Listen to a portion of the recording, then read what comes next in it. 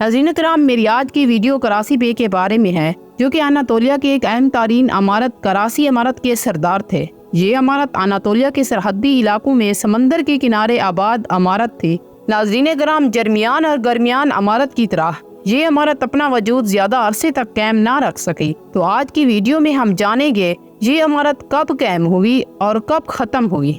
تو ناظرین کرام، سب سے پہلے بات کرتے ہیں کراسی عمارت کے بانی کون تھے۔ تو جیسا کہ نام سے ظاہر ہے کہ کراسی بے ہی کراسی عمارت کے بانی تھے، تو ان کے بارے میں جانتے ہیں آج کی اس ویڈیو میں۔ ان کا اصل نام کارا عیسیٰ بے تھا، جو بعد میں کراسی بے کے نام سے مشہور ہوئے۔ اس کے علاوہ کراسی بے کو امیر السواحل بھی کہا جاتا ہے، یعنی کہ ساحل کا بادشاہ۔ عرب تاریخ دان کراسی عمارت کو مملکت اقیروس بھی کہتے ہیں، اور وہ اس لیے یعنی ایکروس ان سرزمینوں کے جہاں اسلام کے آنے سے پہلے جو نام مشہور تھے ان میں سے ایک تھا۔ کراسی بے کی عمارت کا آغاز اس وقت ہوتا ہے جب سلجوقوں کو منگولوں کے ہاتھوں 1243 کی جنگ میں شکست ہوئی۔ اس کے بعد کراسی اور اس کے باپ نے کئی بازنطینی سرحدوں اور علاقوں کو فتح کیا۔ انہوں نے اور بھی بڑے شہروں کو فتح کر لیا۔ بازنطینیوں کے حملوں کا کئی سال تک سامنا کرنے کے بعد کراسی کے والد حکیم شاہ کا انتقال ہو گیا، اور کراسی بے کے سلجوقی سلطنت سے تعلق ختم کرنے کے بعد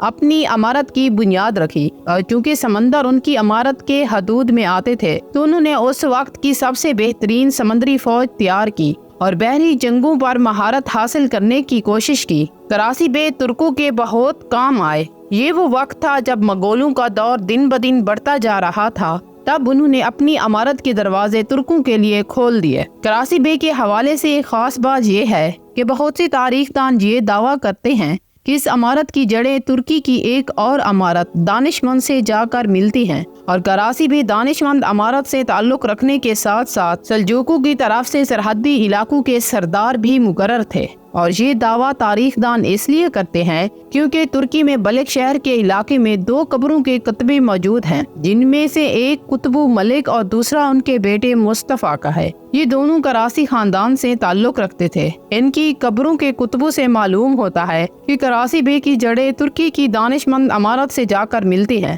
جس کے بانی کا نام دانشمند غازی تھا۔ کراسی بے سردار بننے کے تھوڑے ہی عرصے کے بعد میسیا کے خطے پر قبضہ کر کے اپنی عمارت پر زبردست اضافہ کر لیا۔ تو ناظرین کرام، یاد رہے یہ وہ وقت تھا جب 1299 میں عثمان بے نے اناگول قلعہ فتح کر کے اپنی آزادی کا اعلان کیا تھا۔ جبکہ کچھ تاریخ دانوں کے مطابق 1299 میں عثمان بے نے کارا جہسار قلعہ فتح کرنے کے بعد سلجوقوں سے الگ ہو کر اپنی عمارت کی خود مختاری کا اعلان کیا۔ کراسی اور عثمانی عمارت ایک ہی سال میں سلجوقوں سے علیحدہ ہوئی، لیکن عثمانی عمارت سلطنت میں تبدیل ہو کر بعد میں 650 سال تک قائم رہی، لیکن کراسی عمارت تقریباً 42 سال تک قائم رہی۔ بازنطینی فوجوں کو فیس کرنا، بحری اور سمندری فوج سے ان کا مقابلہ کرنا ہمیشہ کراسی عمارت کے حصے میں آیا، اور ان کی یہ جدوجہد ترکوں کی نظر میں بڑی قدر کی نگاہ سے دیکھی جاتی تھی۔ کراسی بے کی فتوحات کے علاوہ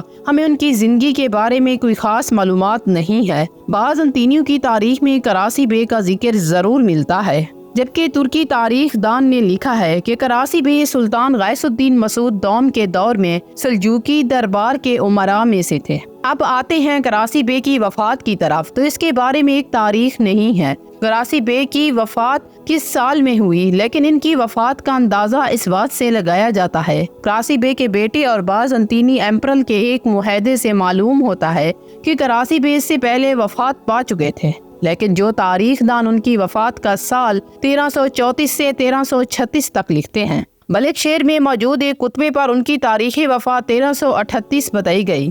عثمانی دور میں کراسی بے کو اجلان کا نام بھی دیا گیا ہے، لیکن اگر ان کی اولاد کی بات کی جائے تو ان کا ایک بیٹا تھا جس کا نام یحییٰ تھا۔ جیسے تاریخ دان لکھتے ہیں ان کے 2 اور بھی بیٹے تھے، لیکن بلخ شہر میں کراسی بے اور ان کے 5 بیٹوں کی قبروں کے کتبے بھی موجود ہیں۔ ان میں سے دونوں قبروں کے کتبوں سے معلوم ہوتا ہے یہ دونوں کراسی خاندان سے تعلق رکھتے تھے۔